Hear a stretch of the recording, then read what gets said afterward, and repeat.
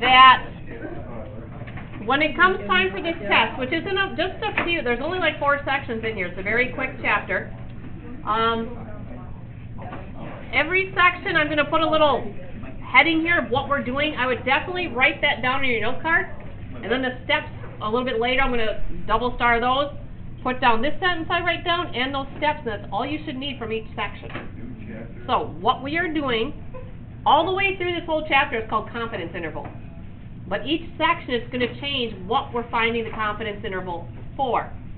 So for today, you are going to learn how to find the confidence interval for a population mean. I shouldn't say for the population mean.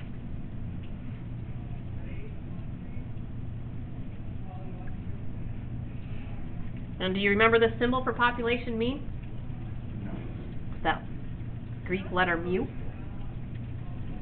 And we are doing this with a large sample. Do you remember what constitutes a large sample? Magic number 30. Okay, what this is all about. Say I'm interested in what's the average selling price of a home in Upper Michigan? Okay. What statistics does for me is I don't have to find out every single home that's for sale in the UP and average all those out. We can use statistics. I can take a much smaller sample, at least 30 randomly chosen homes that for sale, and when I average that 30, that's going to be pretty close to what the entire population average is. And what we're going to be doing is finding an interval of values that I expect the population mean to fall in between. So that's kind of the goal of what we're doing. Some vocabulary. First, point estimate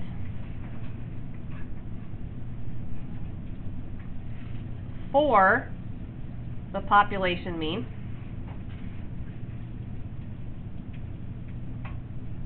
is the, well, I'm trying to estimate a population mean without actually gathering every single piece of data in the population. So because I'm doing mean, what I would do is get my sample and do the sample mean. I would expect my sample mean to be really, really close to the population mean. So the point estimate for the population mean is the sample mean.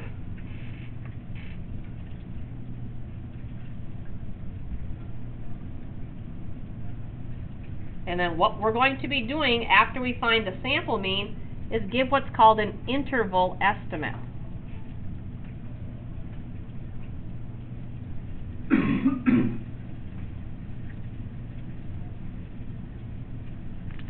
Is a range of values.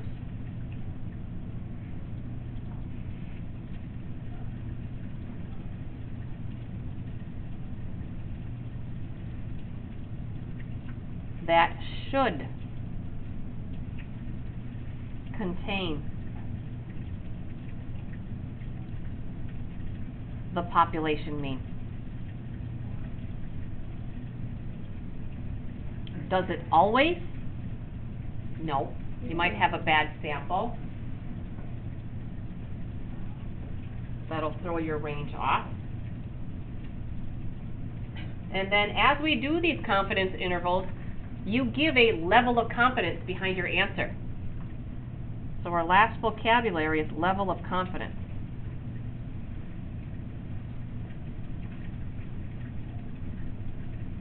Our letter for it is C, and it is the probability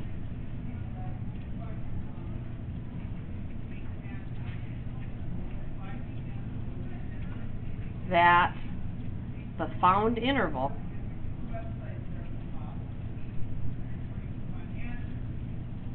actually contains the population mean.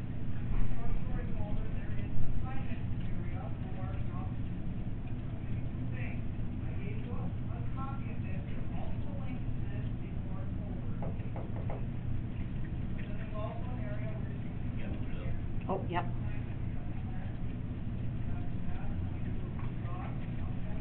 I mean, an example where you saw this, they weren't doing means back then. They were doing population percentages back before the presidential election.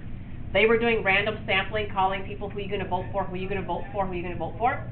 And they always had them on the TV. Just about 1, 2, 3 times a week they'd say, oh, this percent of the population is going to vote for Hillary, this percent is going to vote for Trump.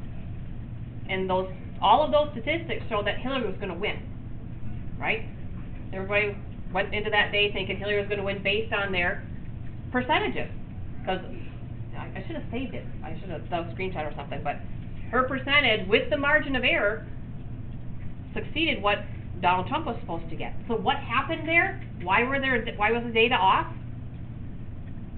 Because it's not everybody. It wasn't everybody, but the data they had, I think people liked. You know, who are you going to vote for? There's nobody that says that when they call you and talk to you, you have to tell them the truth. So because when you're talking to people, Maybe they changed their mind. or they change their mind last minute, nobody knows.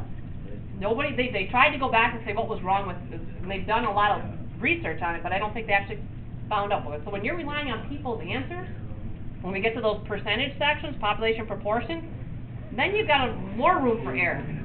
But here, if you're looking at homes for sale, well, you're just going to take your sample and it's listed at a price. You know, there's no line going on there with the data you've gathered. So, but anyway, all right. One thing we have to know from the last chapter in order to do this chapter is finding a z-score for a given confidence level. So that's what we're going to do right now. So we want to find the z-score for a given confidence level.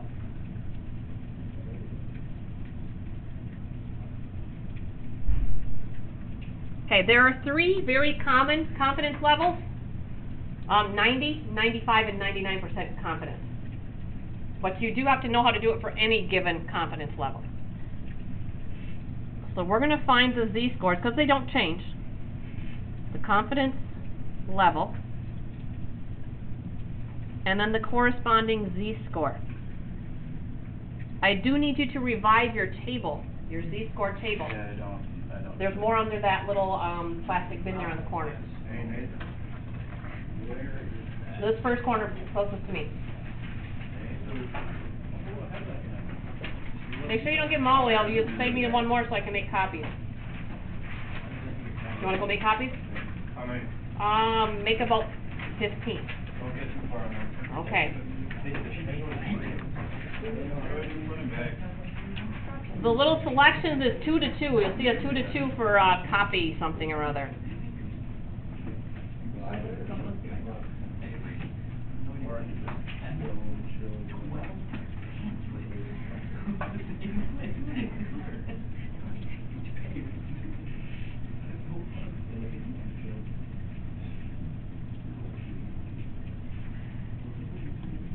Okay, if you remember our normal curve,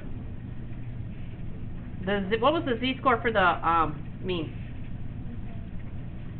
Do you remember? Nope. The z-score for the mean, remember z-score is how many standard deviations away from the mean, so the mean has a 0 z-score.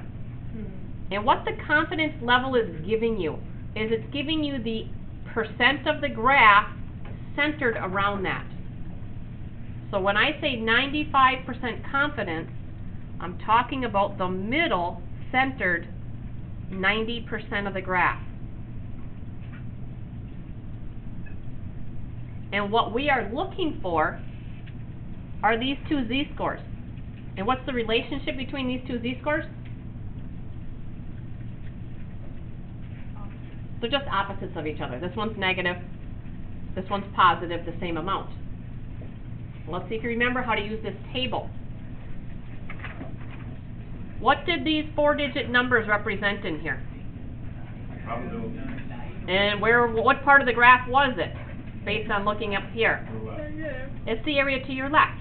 So, if we want to find this z-score here, I need to know how much area is to my left. Well, if there's 90% centered, what's left for these 2 tail pieces?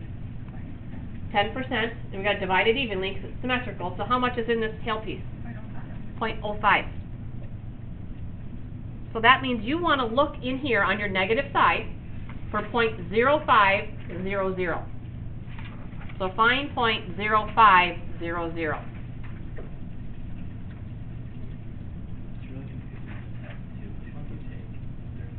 If they're exactly the same away, which this is the case, you have to split the difference, because you're not closer to one or the other. So, When I did that on the test, I think I just put both answers down. so negative 1.645. So it's positive and negative 1.645. Now we're going to switch it to 95% confidence. That means our interval is going to get a little wider because we're going to cover more of the graph. So if the middle was 0.95, now how much area is in the tail piece? 5% got 0.025. So now you want to find 0.0250 on your negative side of your z table.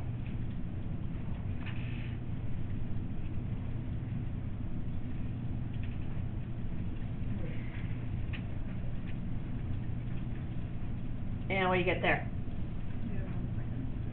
Negative 1, positive and negative 1.96. So you found the negative, but you know they're both the same. Okay. And then our last one is 99%, because these are the three most common.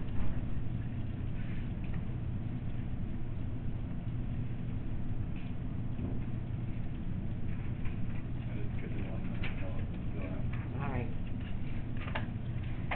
Okay, so if there's 99% there, 1% left for the two tail pieces, divided evenly is what decimal? 0.0050. So if you find 0.0050,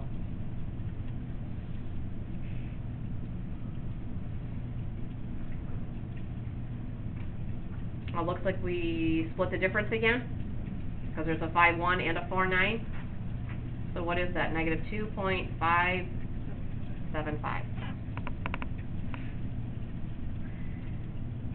Okay. This whole chapter just about, you'll be using these three values. Every once in a while, they'll throw in a different level of confidence, like 80%. So you do have to know how to come up with these again. But these, you'll be flipping back to this all the time unless you've memorized them. Okay, so now it's the steps. So I told you when the time comes for the test to write down this for section 6.1 for large sample. Now I'm going to give you the steps to go through. It's a 3-step process, and it's pretty easy. So I would have this first on my note card, and then the steps, and then anything else you feel like you need on your note card. But at a minimum, which confidence interval for this section and the steps. So first step is to calculate the sample mean if it's not given.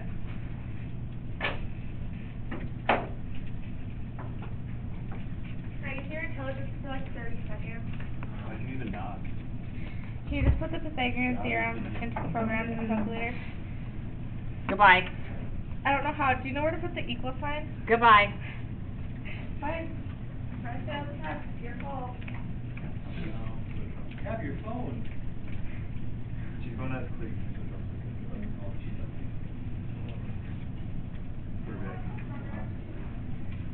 And the sample standard deviation.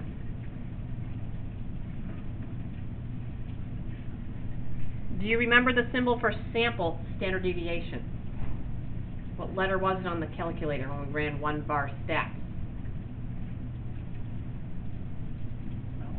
It was S. On the calculator it's SX, but stats just uses S. Okay, and like I just gave up, so if you have all of the data, 30 or more pieces of data, to get the mean and the standard deviation, you're just going to use your 1-bar stats. So is every problem going to give you the 30 to 50 pieces of data they collected? No. Sometimes they'll just give you the mean and standard deviation, you use it. If they don't give it to you, then you got to type them in and run 1-bar stats. Okay. After that, your second step is to calculate the max error.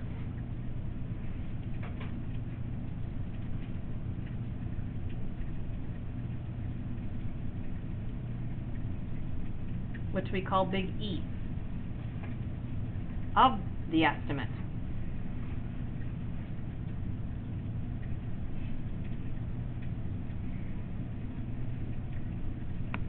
And what big E represents is with your given level of confidence, it's the farthest away from the population mean you can be. Max error. And it's a simple plug and chug formula. You take the positive z-score for your confidence level. So we don't want the negative one. And that's what we just found here. So positive 1.645, positive 1.96, positive 2.57. Then you're going to multiply, for the confidence level. You're going to multiply that by the population standard deviation if they give it to you. And I'm going to put a little asterisk over here, because if this is not given, then you have to use your sample standard deviation, because it's the closest estimate to this that we have. And then you're going to divide by the square root of the sample size. What do you divide by? Just that, or the whole thing? They say just that, but it's the order of operations takes over. Oh. Yeah, the positive. Yeah, it's the positive z-score. That's why the little plus is there. That's a times. No, it says. So, right, there's a little asterisk for this. If sigma is not given, use S from 1-bar stat.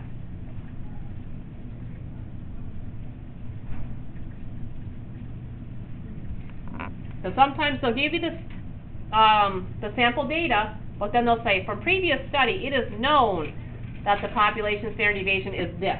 So if they give you the population, use it. If it's not given, you use your S value. Then you're ready to write your interval for the population mean. All right. The confidence interval for population mean. And all it is the sample mean plus and minus big E.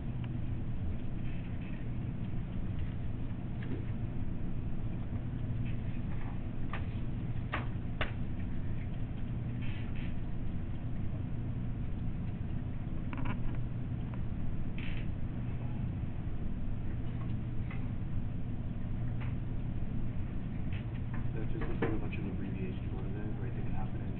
Interval for the population mean.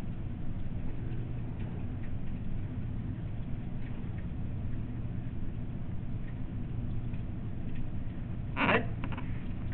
Okay, let's try one. Example 1. Does this take a lot of room? It does take a lot of room. You are going to construct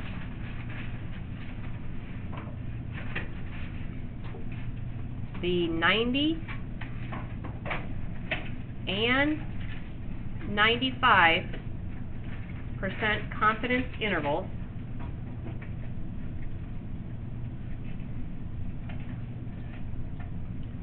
for the population mean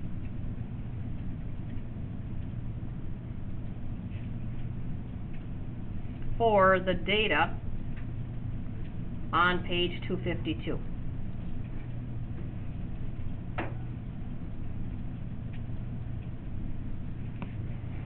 Now it's going to seem easy today because you've only got this one process. As we move through the chapter, every problem is going to say, construct the whatever % confidence interval for. And what comes after that is what's going to be different in each section. So we're doing population mean today with a large sample. The next time we meet and have notes, it's going to be the population mean for a small sample. Then it's going to be for population proportion. Then it's going to be for variance and standard deviation. So it's all this, whatever follows this word is going to change. So, go to page 252. We're doing all the way down in the, try it 1 there.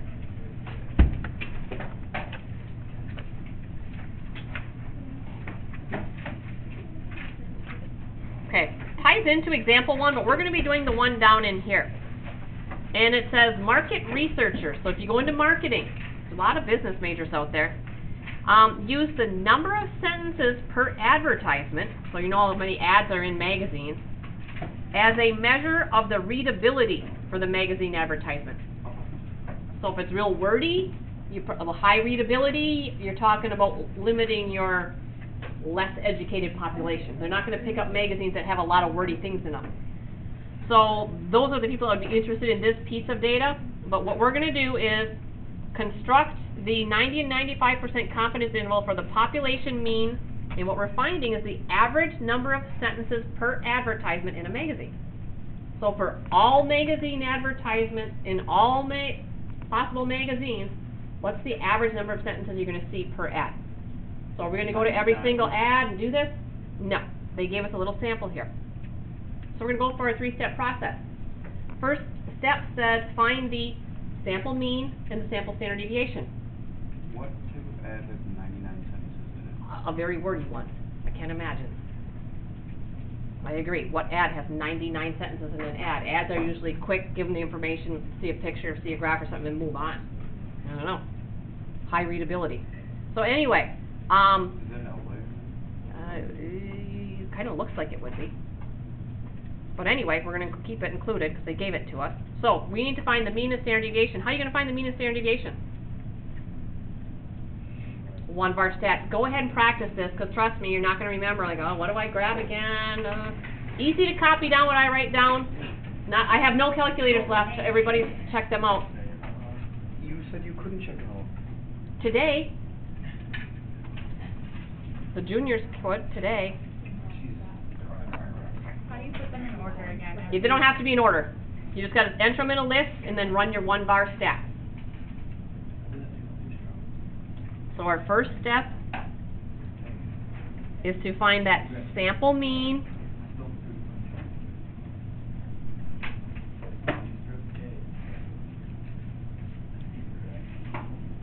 and sample standard deviation.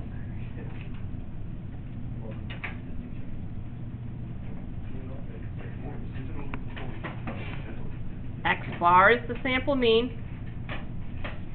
You're going to tell me what letter you should be looking at on the calculator for sample standard deviation here in a minute. What do you got? Yeah, that calculator Nathan's got there. You have your own calculator. You have no excuse. Yeah, it's at my house. I took my backpack to Florida, so I dumped everything out. Oh, well, fill it back up again. We got like 7 more weeks of school for you. What? What's the front of sample mean? Nothing. If I had an eraser, I would have erased it.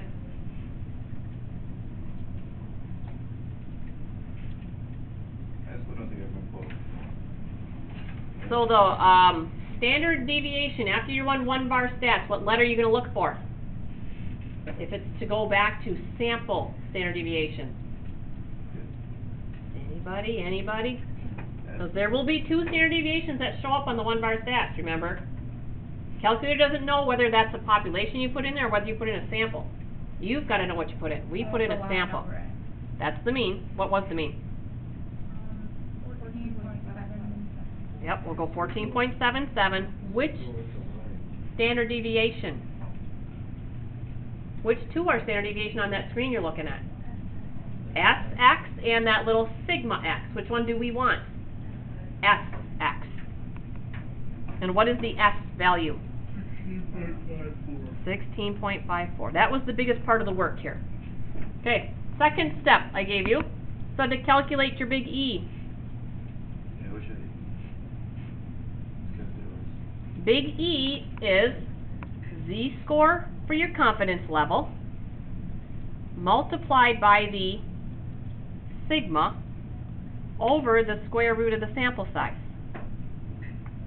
Where do we get the z-score for the 90% confidence interval that we're doing? It's on that little table. What was that? And we want the positive z-score. 1.645. Okay, we don't have sigma. Even though you have a sigma on your calculator, it doesn't work because you didn't put in a population, you put in a sample. What are we going to put in place of that? The S goes in place of that. It's the best estimate we have for that is to use the S. Of course. And then how many pieces of data did we have? 30. Now it's just calculator, multiply, divide. Max error is the maximum amount we are away from the population mean.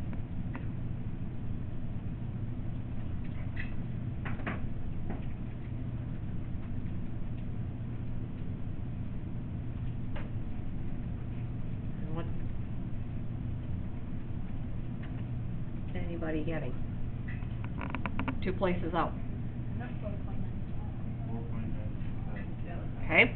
So what this means is we're about we're 95% confident that this 14.77 is away from the population mean by at most 5 sentences, about 5.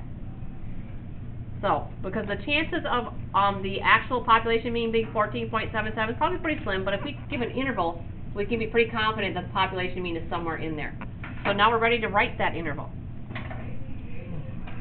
So the population mean would be, take our sample mean of 14.77, then add and subtract the big error that we just found. So we'll get a low number to a high, a range of values. We're doing an interval. So if you take 14.77 and subtract 4.97, 9 point something, 9.8, and then take 14.77 and add on the 4.97,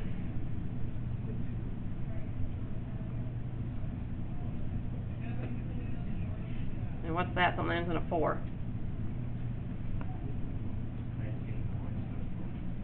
19.74 sentences. So we are 90% confident. That means there's a 10% chance that this answer is wrong. The population mean isn't somewhere in here. But we're 90% confident that the population mean is somewhere between those two numbers. Okay. I also asked you, besides the 90% confidence interval, I asked you to be 95% confident. So let's see what kind of common sense you have. If I'm going to increase my confidence, what's going to happen to the size of this interval? Think the interval is going to get smaller? I'm going to be more accurate? Yeah. Yeah. Yeah. No. Common sense says what? If I'm going to be more confident that my answer actually has the mean, what do I have to do to my interval? You have to make it bigger to have more values in it. Better chance to make the target bigger. That's not guessing, that's common sense. Shadar, you got any common sense? If I was saying that I'm pretty sure it's 14, so Yeah. say So I'm the 90. range Yeah. would get smaller to say I'm pretty more confident that's within that range, right? No, that's not what it's saying. Alright. Okay. So,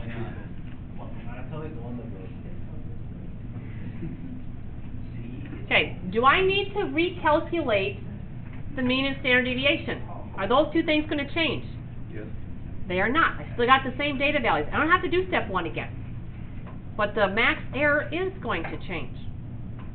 So we're going to do the second step,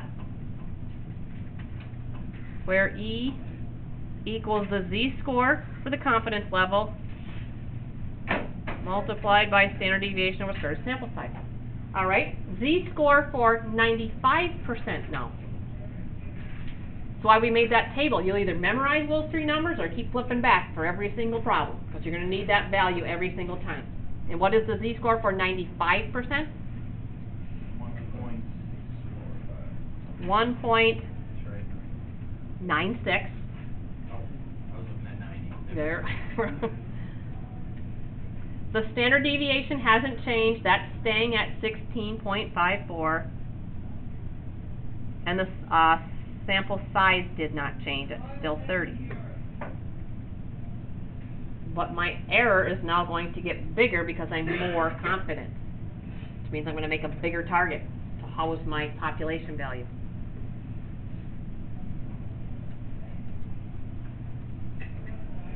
That's 5.92. 5.92. So now we're up to almost 6 sentences away. And now you write your interval for the population. So we'll keep that 14.77 average, add and subtract now the 5.92. and give an interval answer.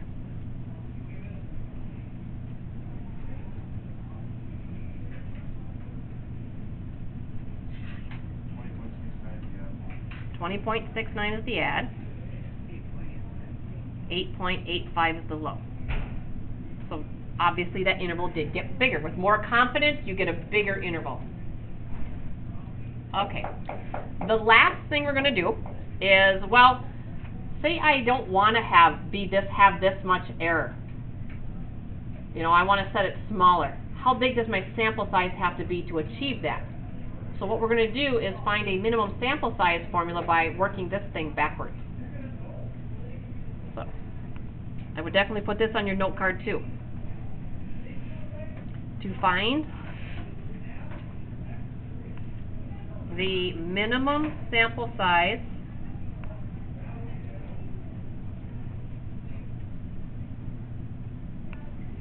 needed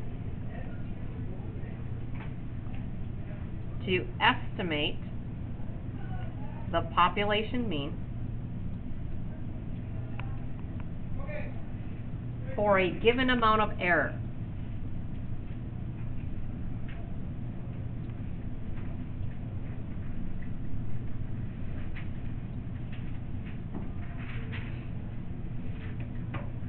Okay, we're going to do the algebra and work this backwards. That's good practice for your SAT, because at least it seems like there's always one variable equation. They have you rearrange it for a letter, so this will be a good practice problem.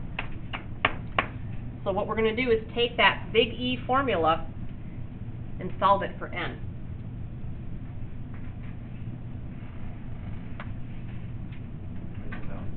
Yep.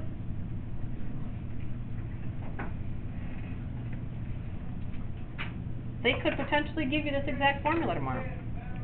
Okay? Our goal is to solve it for n. Get it n equal.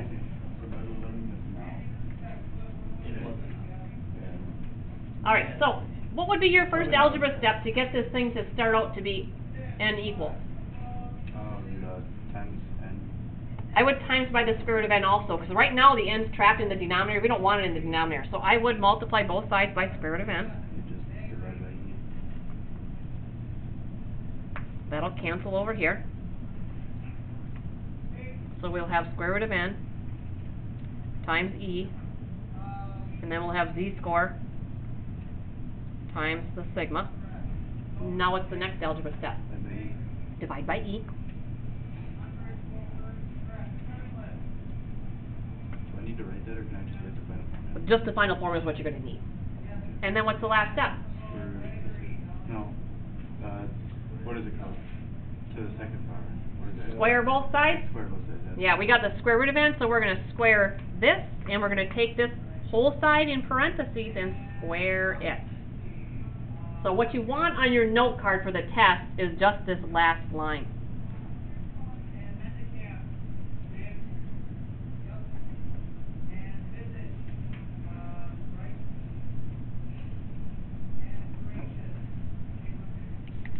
So the last example is going to tie in with that one we just did.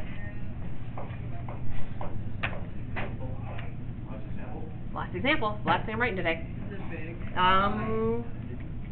Yeah. That big?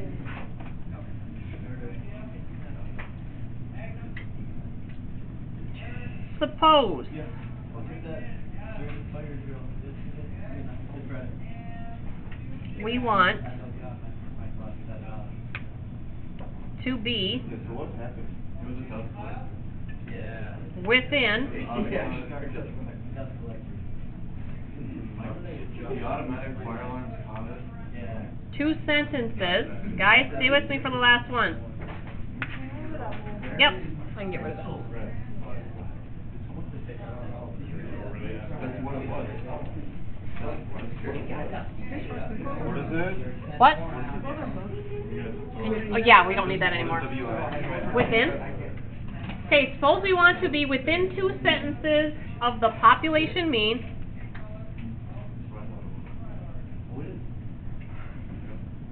for our 90% confidence interval. Smoke break? Do they have a smoke break? No. How large of a sample Big enough club.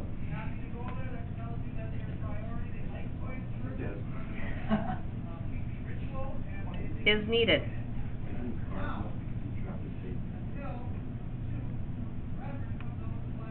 Schwartz, do you know what caused fire alarm? Something in the wood shop. Could a vape pen be it? What time was started a fire in the wood shop? When we first moved into this building, the kitchen set the fire alarms off every single day. They were super sensitive, so I don't know what's going on down there. So you guys had fire drill pretty much every day? By the third day, they said, don't leave anymore. We'll let you know when we want you to leave over the PA. Yeah, he did that, yeah, he learned his lesson from our first year here. Okay, all it is plug and chug. Wait, what? You've been here since this building's been built? Wow, you're old. I know, ancient. All right, we first need our Z-score for a confidence level. What level of confidence are we doing? 90%. What's that Z-score? 1.645. Starting to memorize? I dip in class. No. You get a nice suspension for that if you want to, though. I mean, like, I'm just breaking nicotine or Okay. Sigma hasn't changed. We're using that F. It was 16 point something. So the nicotine patch, is that illegal? Stay with me. Okay, how much error are we allowing?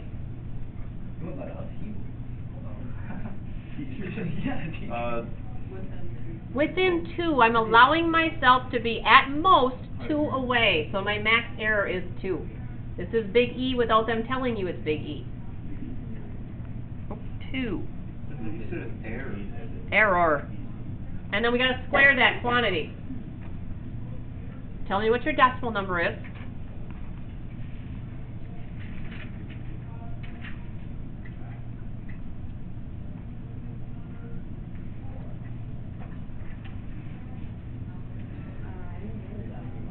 You didn't get a decimal? Are you sure? Yeah, What and did you then put? square, What did you you're put? Yeah. Okay. 185.07. Okay. Think about this sample size. So, if you were in charge of doing this study, how many randomly selected magazine advertisements would you have to go out and get and count the number of sentences for? How many would you personally have to do if you're in charge of doing the study? 186. It's like buying paint. If you have a little bit more of something, you got to get to that next can of paint. Same thing with advertisements. It's going to be 186, at least 186. So, what you want to tell yourself back up here on minimum sample size is you are always going to round up. Not normal rounding rules, but always up. So if you've got a decimal, you've got to go up to the next whole sample. Always. I'm not. Do you think anyone might show up or not show up for that? Okay, seniors, I will see you in the library on Wednesday. Seniors Library Wednesday. No, we aren't. Oh yeah, you guys are all, No, oh, we Wednesday, we're all back together, I forgot. Because No. morning doesn't have class, but you guys do. This is due Wednesday. We could have a class off. Simon is. I'm going to school. Page 259. Friday we have off. I don't wanna come, I'm not coming. Good Friday. What's so good about it? It's Friday. And we don't have school, so it's Friday. Why do we have Good Friday every Friday? Get Jesus.